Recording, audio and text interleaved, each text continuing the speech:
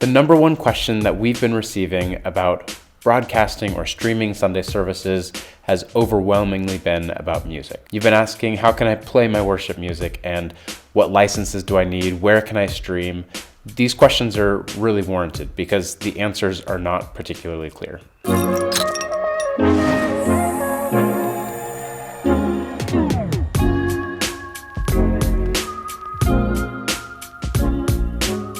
Even big churches are having their streams disconnected without warning, and it leaves the question, what are we actually allowed to do? So Speak Life has done some work around this. Mind you, we're not lawyers, we're not offering legal advice, but we're just trying to kind of sort through the information that we're seeing on the internet and give you kind of a little bit of a guide based on what we've seen. We're gonna cite all the sources that we use in the description, so please feel free to check those out. We'd love for you guys to look at those and kind of do this work on your own, because again, we're not offering legal advice in any way. So we've sorted licenses roughly into 3 categories based on where you want to stream to. And we'll work through what seems the clearest to what seems the muddiest to us. What seems like the clearest answer for licenses is if you want to broadcast or stream onto your own website. If you own a URL or have access to a URL already and you want to stream to your own website, the answer seems pretty clear. You need 2 licenses for that. The first one is a CCLI license, or kind of the license that you would already have. If you're a church and you play music in your church, if you use worship on a regular basis, you probably already have a license to CCLI. It's a really common license. It's ones that most churches have. In fact, if you don't already have it and you've been doing those things, you probably need to look into getting it because it's necessary for playing music in your church. The second license you're going to need if you want to stream music to your own website is a PRS music license, or a limited online music license. It's something you need to use. There's some different companies that offer these, but PRS seems to be the one that makes the most sense. I'm going to link to their website where you can buy a license from them. These 2 licenses together should give you full access to be able to stream to your own website, broadcast to your own website, even pre-record music and put it on your website, as long as you're not doing it to try and get sales. If you're making money off of it, it falls into a totally different category, which I can't get to in this video. But if you have these 2 licenses, you want to stream for Sunday services, you should be totally clear to do that. So the next question we've been getting a lot is, what about if I want to stream to YouTube? Am I allowed to do that? The answer is maybe. Here's what CCLI's website says. As part of YouTube's video upload process, they will ask whether your video includes copyrighted content that you don't own. Typically, for church services that include music, the answer is yes. YouTube will then mandate that your video includes advertising, and the rightful copyright owners will receive a share of that ad revenue. CCLI is not coming right out and saying it, but what they're saying here is they're saying that YouTube does not accept the CCLI license. AKA YouTube has their own PRS license, their ability to stream music, and they've opted to put advertisements on these bits of music because they want the money from it.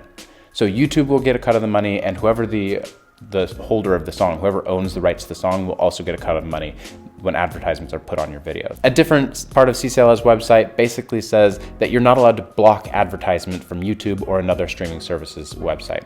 That means that if you're not using your own PRS license, then whoever owns the PRS license, in this case YouTube or Facebook, would then be able to dictate how it's used. They can put advertising on there, and a CCLI license will not allow you to block that advertisement. YouTube is an interesting case because they actually have a great website where you can check what they're going to do to your song before you upload it. So if you go here, youtube.com, music policies, you can also search in Google YouTube music policies, you can find this website. Here you can put in whatever name of it, whatever song you want to put in to kind of check and see what's going to happen. So if you want to put in What a Beautiful Name, maybe that's on your list for this week's worship set. You'll go ahead and click on the song and you see exactly what's going to happen. If you just play the song, the original version of the song, then that's actually totally allowed. YouTube allows that to happen.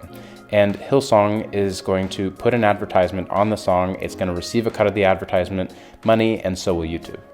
Right underneath that, you can see that if you do a cover of the song, which is essentially what we're doing when we're streaming a worship set, if we do a cover of this song, then Hillsong will again take a cut of the advertisement and YouTube will do the same. What's interesting is in this search, you see the song that's right below it, which is 10,000 Reasons by Matt Redman. If you click on this one, you'll actually see that YouTube does not allow you to use it in any form. That means you can't do covers of the song and you can't play the original. If you do this in a live stream, then your stream will be taken down. So the best thing to do with YouTube, if you want to stream to YouTube, is go find out what is going to happen with your song. There are some songs that you're able to play, and there's some songs that you aren't. Some songs that will take advertising and have advertisements over your worship set, which may or may not be good, and some that will be totally free to use. All you have to do is search the name of the song in YouTube's music policies website, and you can find out exactly what they're going to do with any given song. The last location that people have questions about is Facebook. And we've seen a totally mixed bag on Facebook. Some people can do full streams of worship services and they have no issues at all. Other people get through their first song and their stream gets shut down, playing the exact same songs. According to CCLI's website, Facebook algorithms and search bots are particularly vigilant at identifying and removing videos with potential copyright violations. In the case of a church service, Facebook does not initially account for videos that are covered by our streaming license, so it may require correspondence with their support team to resolve. What I'm seeing from Facebook is that they might be willing to work with you.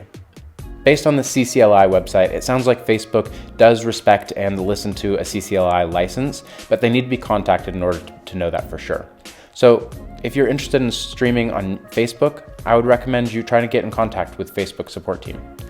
That process may take longer than your next Sunday service, I'm not sure, but you could at least try it and see if you could get yourself kind of cleared to be able to play worship music using your CCLI license. If that's true, you should just be able to use CCLI and not need a PRS license at all. That's true for both YouTube and Facebook. If you have a CCLI license, you shouldn't need a PRS license in order to move forward. Hopefully this video has been helpful for you. It may have convoluted things a bit, but hopefully it also makes it a little bit clearer. Again, I want to say this is not legal advice. We don't want to pretend like we're lawyers or we know everything we're talking about, but based on our reading of the information, we have determined that this is probably the way that it works. We've dropped lots of links down below with people who are a lot smarter than us, who've done a lot of research as well. We'd love to show you those. Please feel free to click through and try and find out some more. Thank you guys so much. Grace and peace to you.